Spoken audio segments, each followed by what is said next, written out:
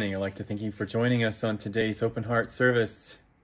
I'd like to take a moment to just take a breath in, breathing this breath and releasing this breath and letting go of anything that has come before this time. And I just give thanks for being here now with each and every single one of you as you're here with us, and allowing ourselves to just take this time to set aside all our cares and worries and woes, if any, and to be present. This morning we woke up, before our feet hit the floor, we said to ourselves, it's going to be an awesome day. It's going to be an awesome day. It's going to be an awesome day. And if you didn't say that, you're saying it now, because it's going to be an awesome day. And I invite us, before our feet hit the floor each and every single morning, to say that to ourselves, to lift ourselves up. And as we lift ourselves up, we lift one another up. So join me now in just knowing that I am grateful for this service, for all that have a part in this service, for the beautiful music, and yes, the message. And let us give thanks for the messenger. And as the messenger brings the message to us, let us take it in, take it within, and allow it to forever transform us from where we were at this point in time to where we will be when we hear the message. And so I just give thanks for this time, for this knowing. And together we say, let the celebration begin. And so it is.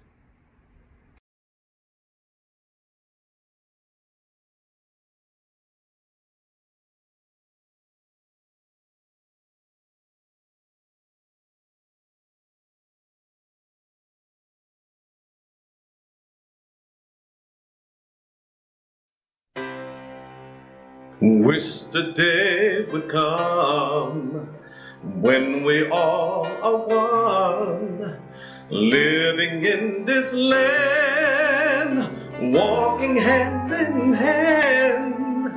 Wouldn't that be great if we could all live together, deep within our hearts? That's the place to start. There we can erase all the weeds of hate. Wouldn't that be great if we could all learn to live and all learn to give and have tenderness? There will be joy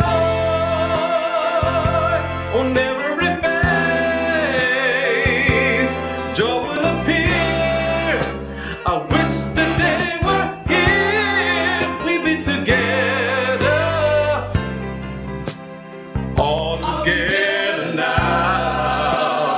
Let us make a vow from this very day. Everyone should pray. That's the only way that we could all learn to live and all learn to give and have tenderness. There will be joy on every face, joy will appear. I wish the day were here, we'd be together,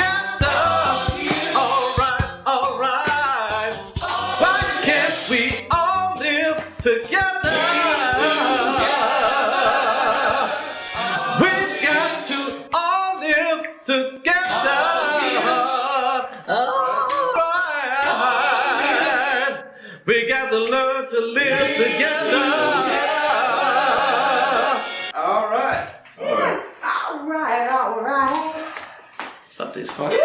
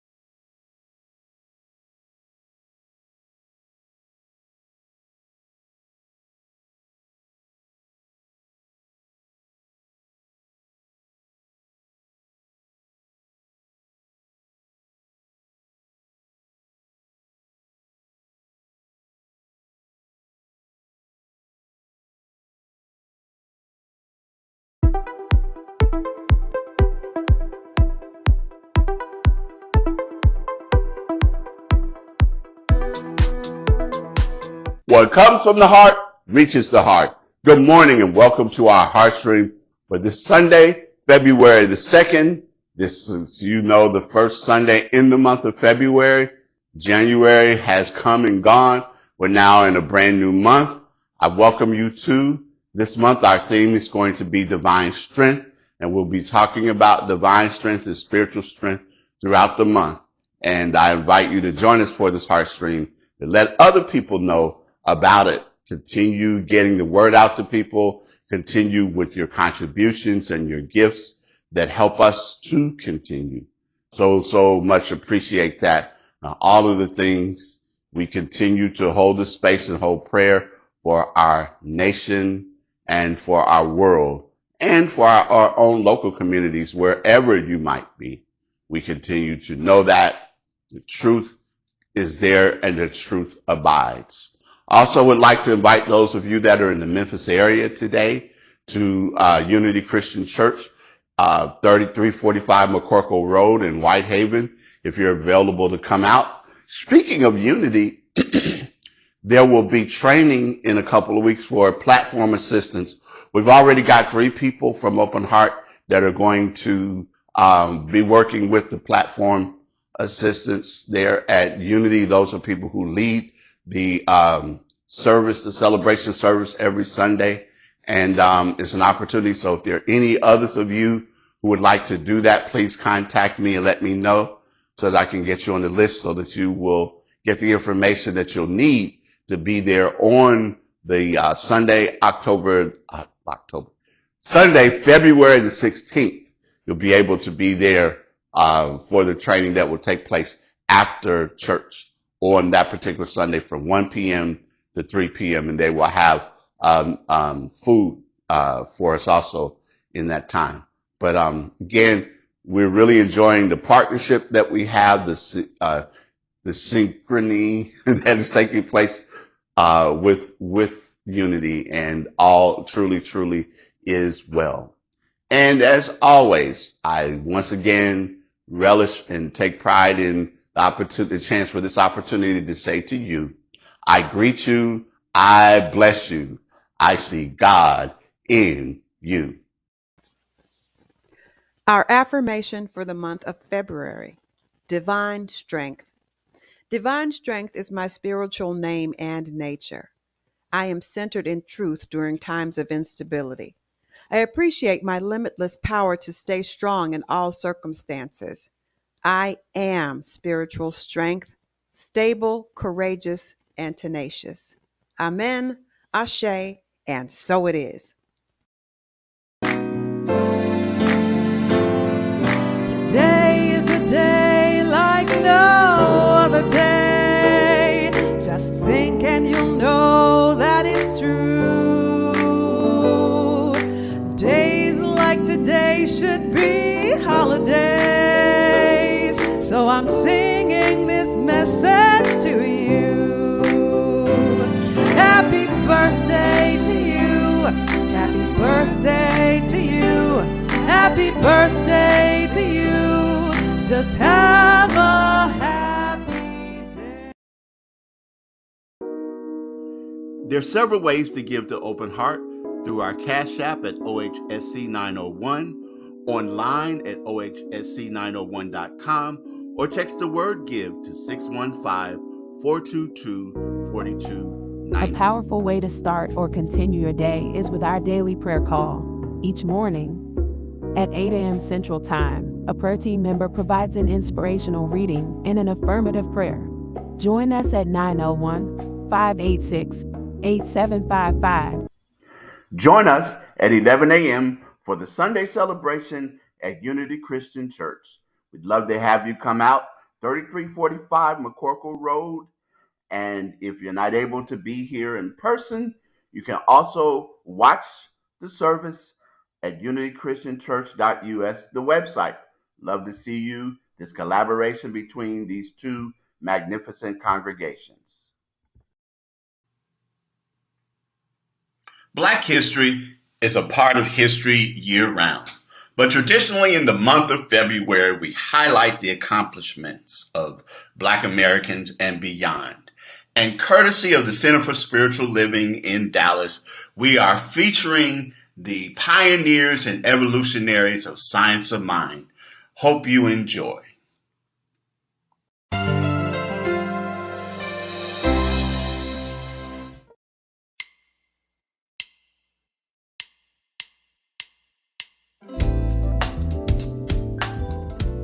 Here's a little-known Black history science of mind fact. Jamaican-born Marcus Mosiah Garvey Jr. is well known as a businessman, journalist, Pan-Africanist, and powerful orator of the early 1900s. As such, he attracted thousands of followers to his Black nationalist movement that became known as Garveyism. As founder of the Universal Negro Improvement Association, Garvey encouraged African Americans to be proud of their race and promoted cultural identity through his Back to Africa campaign. But did you know that Garvey was also a follower of the New Thought movement, as well as a student of the ideas and philosophies of religious science? In fact, Garvey studied the same New Thought philosophers as religious science founder Ernest Holmes and his brother Fenwick, and often quoted their teachings. He also was inspired by Divine Science co-founder Nona Brooks. Even the philosophy of transcendentalism, led by writer Ralph Waldo Emerson, resonated with Garvey. He excelled in merging racial philosophical concepts and science of mind principles while addressing the Black condition in America. The strong philosophical beliefs in self-mastery, determination, and willpower that Garvey preached to Black people aligned perfectly with the newly emerging teachings of science of mind. In many of Garvey's speeches and writings, he often urged his followers to get a scientific knowledge of religion. His message was clear: liberate the minds of men, and ultimately, you will liberate the bodies of men. Another instrumental Jamaican in Science of Mind is Dr. Elma Lumsden, who founded the Temple of Light Church of Religious Science in Kingston, Jamaica in 1981. An engaging speaker and master teacher, Dr. Elma is also known for her simple yet dynamic words of wisdom, such as, "Until you can walk on water, take a boat," and "Life is a school, and we're not on holiday." Due to her leadership and diligence, Lumsden helped religious science become recognized as one of 12 key religions in Jamaica. Dr. Elma Lumsden and Marcus Garvey, Black evolutionaries in Science of Mind.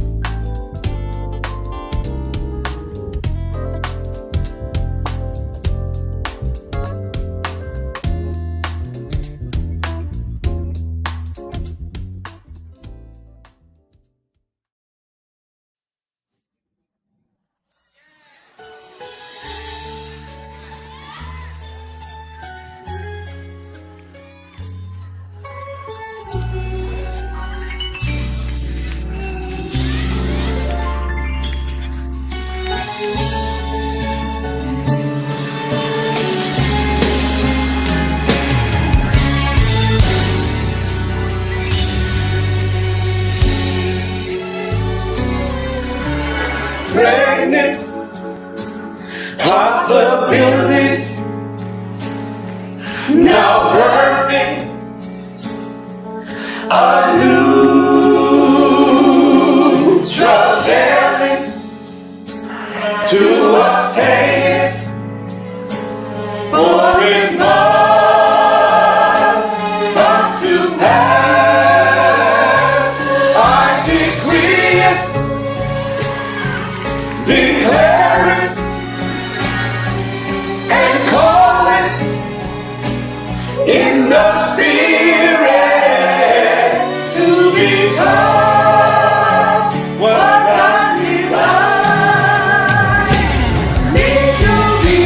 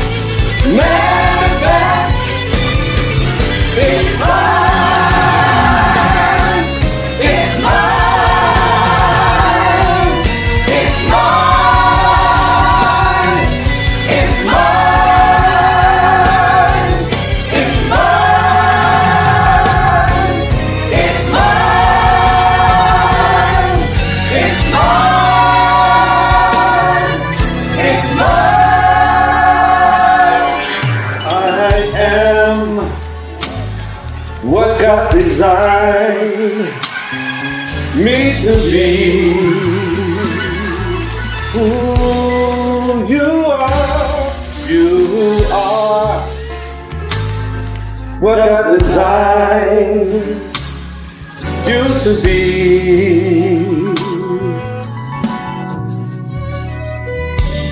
You are what God designed you to be. Say, baby, open heart. You are what God designed you to be. You are. You are what God designed you to be.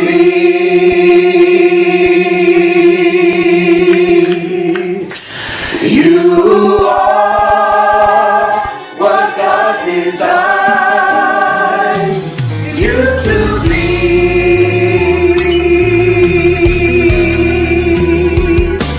I am what God designed me to be.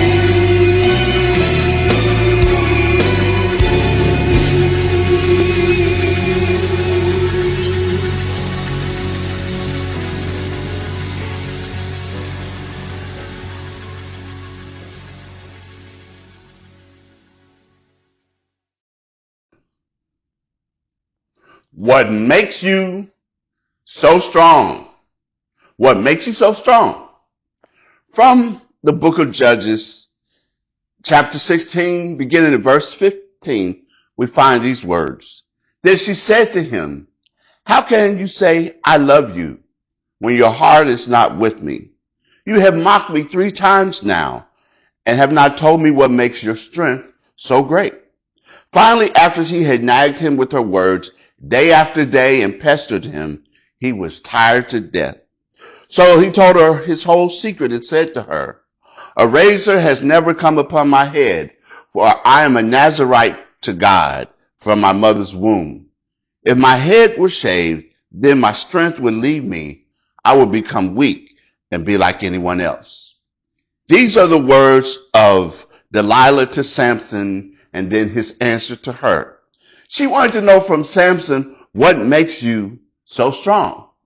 And as I look at the events of this past week and things that continue to come out about decisions and directives and executive orders and blaming and all of that is happening, I think about, first off, that I took my own advice that I've been giving other people was to take care of myself.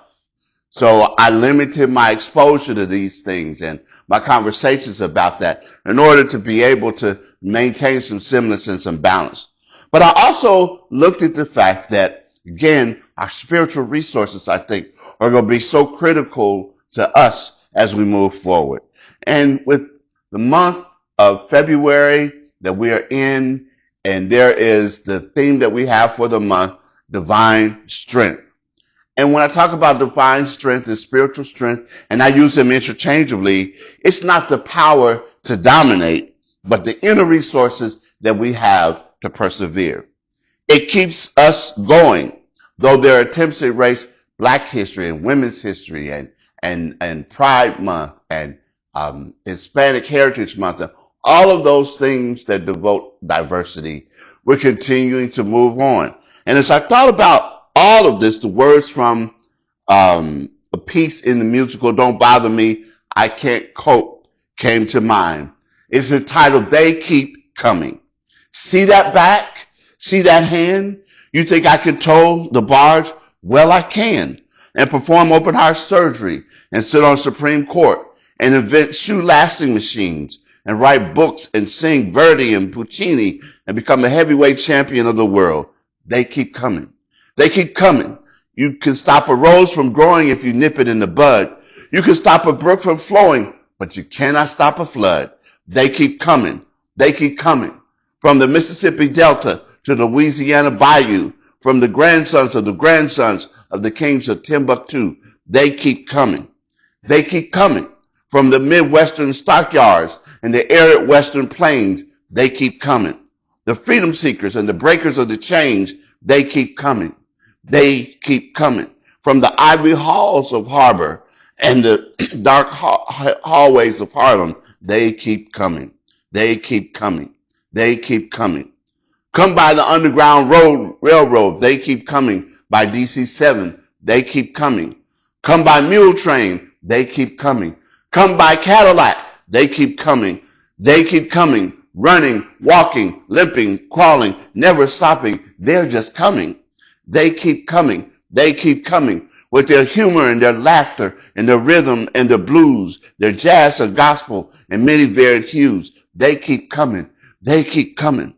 They keep coming. And their tractors, they keep coming. And their hammers and their PhDs, they keep coming. They keep coming.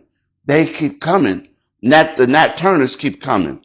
The Sojourner Truths keep coming. The John Browns keep coming. The Dunbars and Wheatleys and the Hansberries and Hughes keep coming. The Harriet Tubmans keep coming. The Medgar Evers keep coming. The Schwerners keep coming. The Goodmans keep coming. The Cheneys keep coming. The John and Bobby Kennedys keep coming. The Malcolms keep coming. The Fred Hamptons keep coming. The Martin Luther Kings keep coming. You can stop a train from running. You can turn a stream aside. You can stop an army coming, but no one can stop the tide. They keep coming. And I'm going to say this parenthetically, we keep coming. Getting back to our text, how is it that you keep coming? Delilah wanted to know from Samson.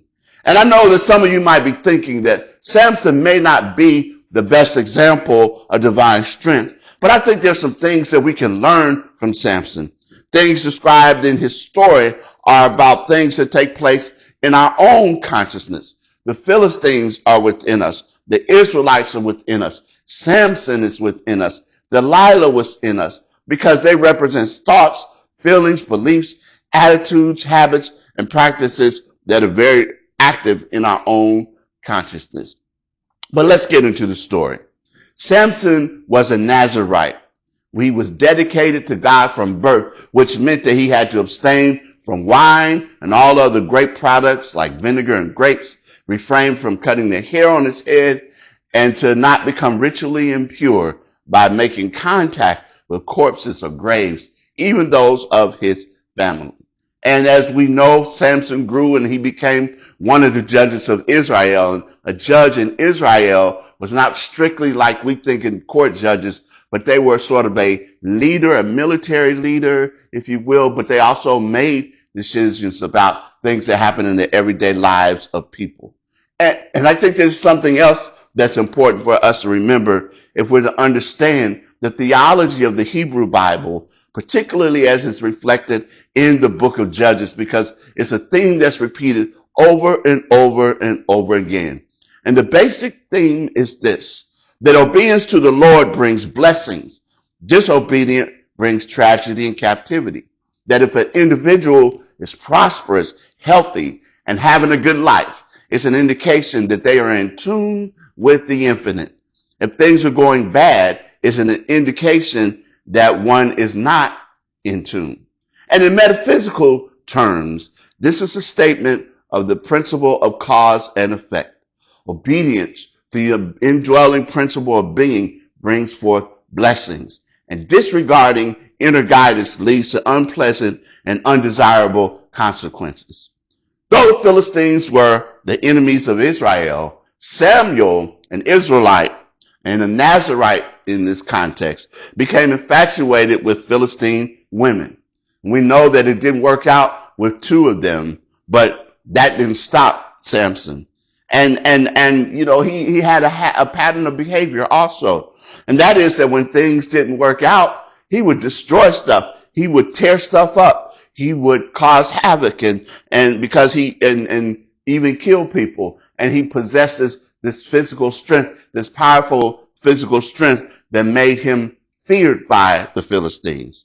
And when it didn't work out with those two Philistine women, he turned his attention to a third, yes, to Delilah, the one who proved that she didn't care about him, but he was hooked on her. And to his detriment, He answered Delilah's question, what made him so strong? 3 times he gave her false answers.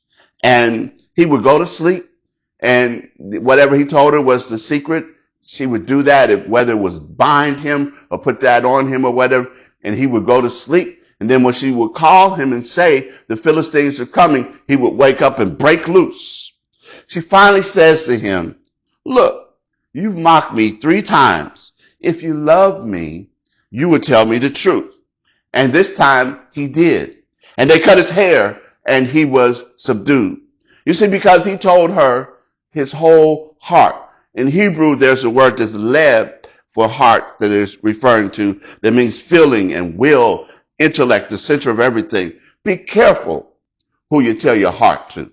Be careful who you allow to know the innermost workings of yourself. Be careful. But let's take a look at this metaphysically. Charles Fillmore tells us in the Metaphysical Bible Dictionary that the Philistines represent the world of appearances.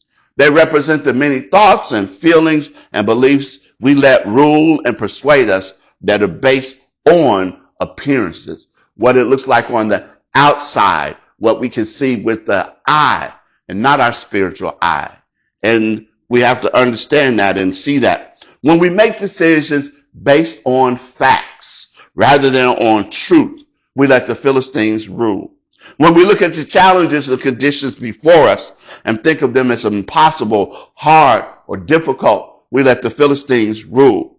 When we judge by appearances or other people's negative opinions, when we get very passionately persuaded by the beauty of sensuousness or of appearances, we're letting the Philistines dominate us. When we seek a job because it may seem to offer fame and fortune, we are under Philistine persuasion. When we seek a relationship with a person because of physical attraction alone, we are under the influence of the Philistines. When we do many things because of their potential pleasure that these outer things seem to offer. Delilah represents the pleasures of the senses expressed as overindulgence. There's nothing wrong or bad about having sensory experiences. We all like to have those things, enjoy those things about life.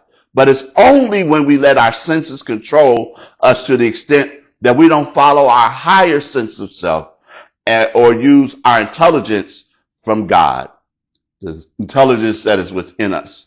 We get caught up like Samson got caught up. And Samson got to the place that he couldn't even think clearly, because you would think by that 3rd time he would realize what Delilah was up to, but he got caught up. His nose was wide open. He couldn't help himself. And Samson not only lost his strength, but he lost the thing that was most important to him. He lost that feeling of oneness with the indwelling Lord, the source of his great strength. So watch out. Don't let what somebody can do to you or do for you become more important than what God wants to do in you and through you. Samson revealed his secret to Delilah. He told her about his relationship with God. Then he shared what symbolized that specialized relationship. And what happened? His hair. They cut off his hair. He put his head in her lap. He fell asleep. They invited a barber in. I have a friend, I heard preach a sermon one time, being in the wrong barbershop, but he was in the wrong barbershop that day. He put his head in Delilah's lap.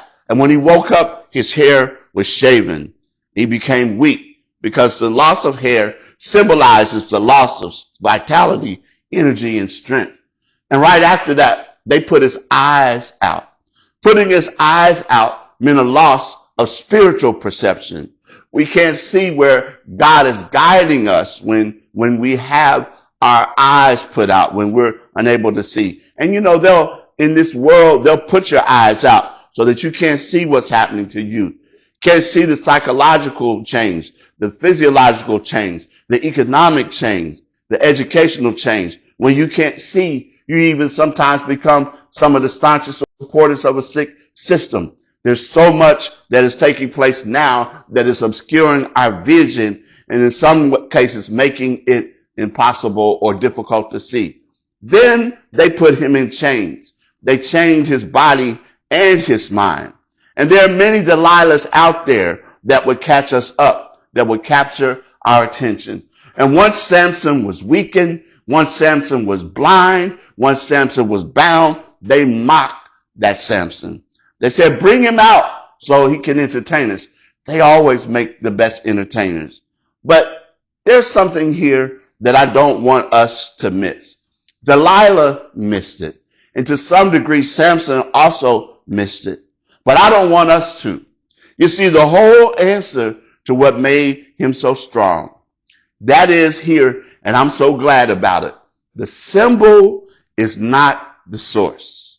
Let me say that again. The symbol is not the source. His hair was the symbol of his strength, but it wasn't the source of his strength. He said, my hair has never been cut. That was the symbol. I've been dedicated to the Lord since birth. That was the source. When Samson talked about this, he talked about the ruah in Hebrew, which means the Spirit of the Lord. And that was something that even when Samson's hair was cut off, whether he realized it or not, because he didn't really realize it, but it was still with him. And Samson prayed after his hair started growing back. The symbol again started to grow back. And when they brought him out, he asked them to put him between those two pillars to the temple. And as he was there, Samson prayed, said, Lord, try me one more time. I know I let you down before, but try me one more time. I know I might have been disobedient, but try me one more time. I know I forgot who I was, but just try me one more time. He was asking, in that case, for God's strength, not his own. And as he asked and received God's strength, he was able for that last time to pull down the pillars of the temple and destroy himself and the others around him. But we see there, again, we can we can obscure the relationship. But again, the symbols that are there, the source is always there. We may obscure or confuse the symbols with the source, but the source is always there. And I ask this question, what makes us so strong? Howard Thurman reminds us there's a strength beyond our strength that gives strength to our strength. What makes us so strong? God's strength. The psalmist answered it like this: God is our refuge and strength. He says again, the Lord is my light and my salvation. Whom shall I fear? The Lord is the strength of my life. Of whom shall I be afraid? What makes us so strong? Isaiah answered, God gives power to the faint, and to them that have no might, God increases strength. He goes on to say, but those that wait for the Lord shall renew their strength. They shall mount up with wings as like eagles. They shall run and not be weary. They shall walk and not faint. In these times that are here, that have us worried, in these times that have us anxious and uncertain, in these uncertain times, I'm here to remind you that there's something that makes you strong. It's the strength of God. And as you tap into that strength, as you embrace that strength, as you understand that strength is still in you, despite appearances, despite what might be going on right now, despite what we might see around us, those appearances and those facts, we go to the truth. That truth keeps on coming. And as we band together and as we know one another in like minds and our spiritual activism and all else, we keep coming. We keep coming. We keep coming. We keep coming. That's what makes us so strong. Peace, abundant blessings. Amen. Ashe. And so it is. What makes you so strong? What makes you so strong? From the book of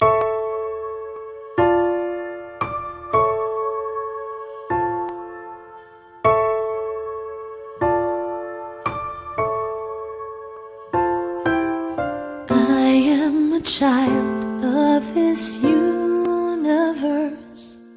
The ocean dances at my feet. is a melody through my hair.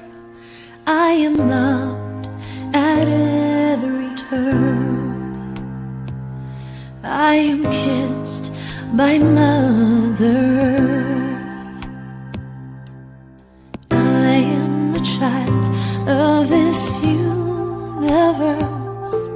The sun warms me in its embrace. The stars have a light for me in the sky. I am honored by all life.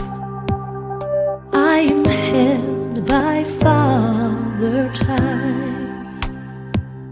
Every blade of grass, every shaking leaf on the tree, every mountain top sings of the glory of God moving through me, moving through you.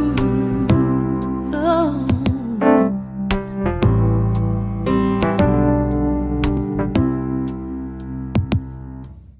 I am a child of this universe. Through my breath, all of life can breathe. I plant the seeds with my every dream. I can love at every turn. Give a kiss